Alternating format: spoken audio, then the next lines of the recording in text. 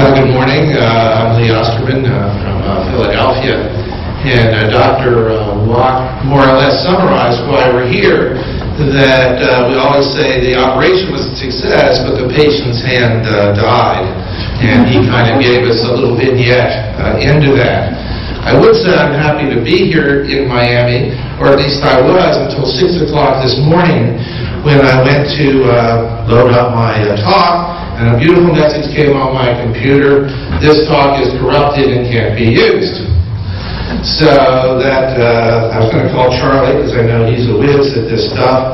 I fooled around with it and was able to recover some of my slides, and then I realized that the reason that this happened to me has to do with the fact that the things I'm going to say are not very complimentary to Baron von Dupuytren. And the curse that he has on this disease has only carried to this. And I'm sure Dr. Wiley tonight will be more complimentary, but you will see why only a few of the slides have survived. So we're going to look at some historical reminiscence on Dupuytren's disease. And the basic premise of the early portion of this historical talk is that Dupuytren was a thief. I want to thank Peter Murray, who collaborated with yours truly on this slide at a previous Dupuytren's talk. Well, if we look at Dupuytren's and contracture the fingers through history, it certainly wasn't recognized or understood at all in ancient history, but one believes that this is not some process that sprang only up in the 18th and 19th centuries. In fact, there's speculation, obviously, that some of the signs we see on our ancient statues, in fact, like the contracture of the fourth and fifth fingers, that gesture of legality and truth that we see from early times. Certainly the papal blessing, the benediction sign, we see as early as 1000 AD, and in Hagia Sophia, where I'll be next week, in fact, this mosaic shows that benediction sign. Sagas of Iceland, around the same time, describe miracles of the priests of Orkney. And if you look at this from one of their manuscripts, a servant with his fingers clenched in his palm, Father Guillemond slammed the foot against the footbed in protest of slow message. The hand was caught and the servant cured.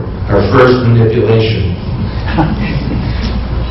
Albert Durer's classic etchings again show this contracted or bent-in fifth finger and brought the concept of the history of the curse. But it's really in medical literature only Sir Felix Platter of Basel in 1614 who begins to describe what we would classically think of as Dupuytren's in a stonemason who had bands contracting his ring and small fingers that was progressive over time and that did not respond to a number of treatments of the day. In Scotland, we have the curse of the MacCrimmons, which were the clan that essentially were the bagpipers of Scotland, and when their fingers became contracted, were unable to handle the pipes. And through this day, there are descendants of this. But the real saga and the real drama play really comes around the end of the 18th century. We have the play by Sheridan, which was performed in London at Drury Lane Theatre, A School for Scandal. And what it really is a school for Dupuytren's scandal. These are the players, our cast, that we will see, and each of them had a role to play. The characters are Henry Cline, who first came on the scene, as you can see, in the mid-18th century, in 1750. His student and future partners are Astley Cooper, the French, Boyer, Valpo, Touron, and of course the Dupuytren.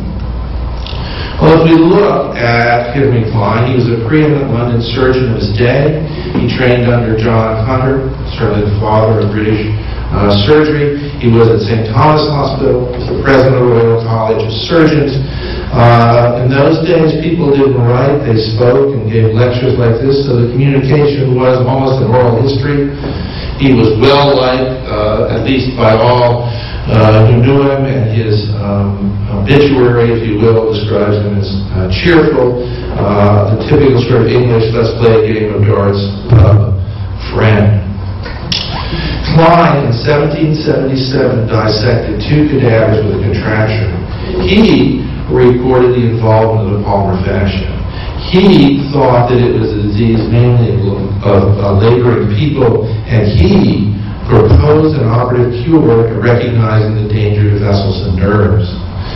This was all recorded not by him, but by his student, John Windsor, in 1808. And he took his writings and quotes from Cline. One or more of these tendinous columns of the aponeurosis palmaris sometimes becomes contracted and thickened. Fingers are bent into the palm of the hand. The treatment is easy and efficacious. It consists in cutting through the aponeurosis with a common knife. Perform the operation, carefully dissect through fiber by fiber the aponeurosis in order to avoid the blood vessels and nerves beneath. Lastly, the finger or fingers may be kept extended afterwards by a splint, and without this, the process might recur. So he recognized the basic tenets that we still recognize today. His student, who became more famous than his master, Sir Aston Cooper, again was instrumental in carrying on that tradition of Cline. He trained under Cline and partnered with him for almost a quarter century. He was the son of a clergyman and spent his time mainly at Guy's Hospital. He was one of the more popular lecturers of his day. He devoted an hour a day to the care of the poor, and subsequently also became president of the Royal College of Surgeons. In 1822, long before Dupuytren, or at least 10 years before Dupuytren, when the theca is contracted, nothing should be attempted for the patient's relief, as no operation or other means will succeed. And by this he meant when the PIP joints are contracted. When there was a single band, when the MP joint was down, and the aponeurosis was the cause, he felt it could be divided with a small bisturi or small knife, as we see here. It was then extended and splinted to preserve it in a straight position. Straight out of the pages of his mentor, Henry Cline. He also, like Cline, felt that there was a use-related component of this, and that it came from excessive action of the hand and the use of the hammer, the oar, and the plow. In other words, work-related. Now, Dupuytren enters the scene because he visited Cooper in 1826. And reports of that visit describe the fact that what was most embarrassing was this small Frenchman in a green coat came up, immediately threw his arms around Aston Cooper and planted 2 big ones on either cheek. If we go back to Paris,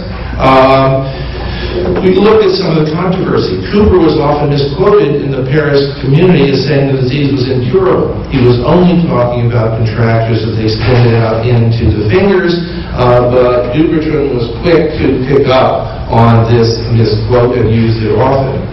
Confusion also existed in Paris as to the cause of Dupuytren's disease. Was it the tendon, was it the sheath, or other structures?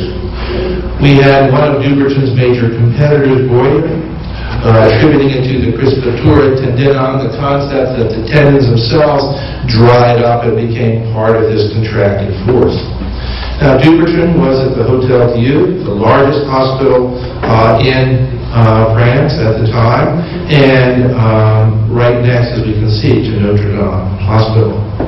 Now, here's Boyer, who was also at the Hotel Dieu, but was the second surgeon, and subsequently moved over to the University of Paris. He was the son of a tailor. He was known for his anatomical dexterity, but he was always cautious and finicky as described, and he recommended against any surgical intervention for this contracture. He ultimately was promoted by Napoleon to the imperial family surgeon, something that Dupuytren wanted and did not get. His student, Dr. Maley, hearing and listening to his lectures when he was presented with Dupuytren's eventual first patient, a wine merchant, decided that caution was the better way to proceed and therefore sent the patient to Dupuytren. And that brings us to the good Baron, who was born in 1777, the year that Cline had described Dupuytren's pathology. He was the son of a lawyer. He had surgeons in his family. He wanted to join the army, but his father wouldn't let him, and rather sent him to Paris to become a surgeon. He became assistant surgeon at the Hotel Dieu at age 25, had many conflicts with the surrounding staff, including his mentor.